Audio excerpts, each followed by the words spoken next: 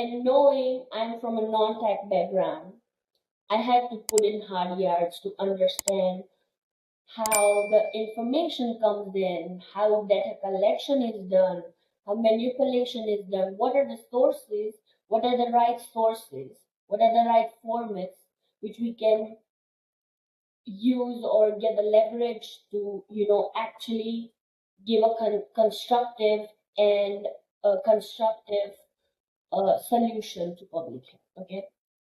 So I believe that there is a vast sea of data which is available currently in the form of these data sets, enhanced data set, NCHS, HRSA.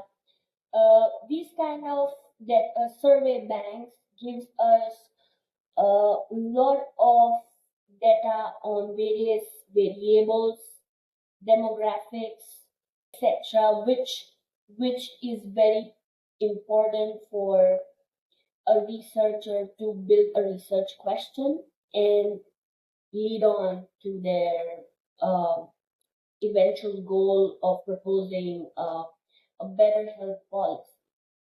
Okay, so often these uh, data sets, although being best sources of data, are generally found in its raw form and in unstructured format, and its volume is very high and it becomes a big data. Okay, so handling that is a skillful thing. For that, we have a lot of tools, technologies, and method in line which we can use to leverage this data and get into a better, insightful outcome. So, a lot of researchers face this struggle in managing the data first, integrate the data in order to establish the correlation between two or more variables to produce a necessary insight for the research, okay, or derive a research question even. So from my personal observation and experience, I would say that to address this limitation, we need to be able to bridge the gap with most essential step is to constantly evaluate the collected data, uh, constantly update the methods of data collection, and identify the right tool with which data can be visualized or any kind of insights or analytical visualization can be gathered or performed. Okay, so for that, from available data, we need to know how to manipulate the data, that is, to how to clean, to format, and to transform the data in the desirable format using various data analytical tools. These days, my favorite thing is just to unleash the power of AI.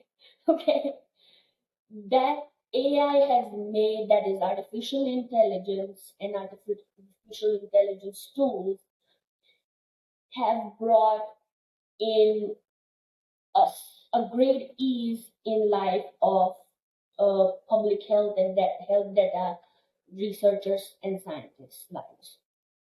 So my favorites are ChatGPT 4.0.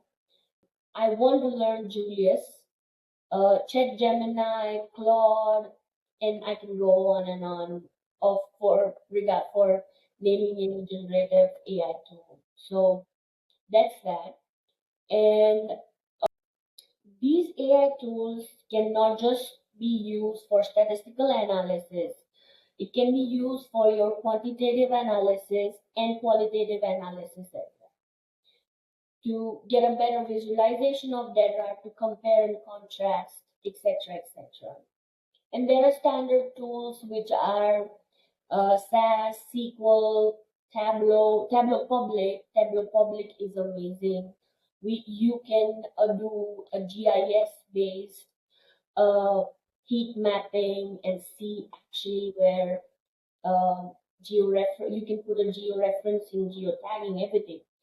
So you have to, for that, using that tools, you have to have a particular method to integrate the data, which is already manipulated now. Okay, so uh, what is data integrating or checking the interportability of data is the capability of combining, sorting, and grouping the available data with very ease. Okay, using these kind of advanced analytical tools and machine learning methods, we can better understand the difficult aspects like how to create patterns in your data, how to create groups and compare and contrast, how to get the correlation right, how to get the association between two variables. Next up, and the one which I have used as well, is geographical systems. Like we can better visualize geographical disparities by using like tools like Tableau, and we can put all the data which is either available in either you have collected in CSVs or any Excel kind of a worksheet format, and you can get a better visualization of the geographical disparities and get a spatial view of health data. Okay, and the next method, which is kind of very important as well, we need a method which standardizes the data, which harmonizes the data to get better outcomes and see that there's no duplicacy, there's no missed entries, etc., etc. Next up method would be health information exchange, which kind of facilitates the access of health records electronically with kind of a little bit better accuracy and helps better response, uh, help responsive to the healthcare service. The last one, and a very favorite one, is public health surveillance. This system enables us to efficiently detect get early detection of the outbreaks. And the best example of this was a program by CDC. We all know this program as National Wastewater Surveillance Program. Uh, this was for COVID-19. Uh, this was a very path-breaking uh, public health surveillance program done by CDC in a very crucial time. So just if I have to provide some, like after this technical talk, if I just have to provide an easy iteration of that, we can combine the electronic health records with a predictive analytics software or a tool which can help us identify the patients at high risk for a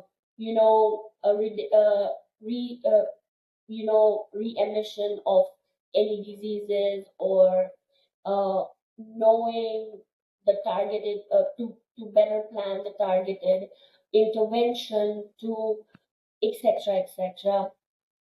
uh, yeah, and the last one which I also worked on was combining the enhance with machine learning.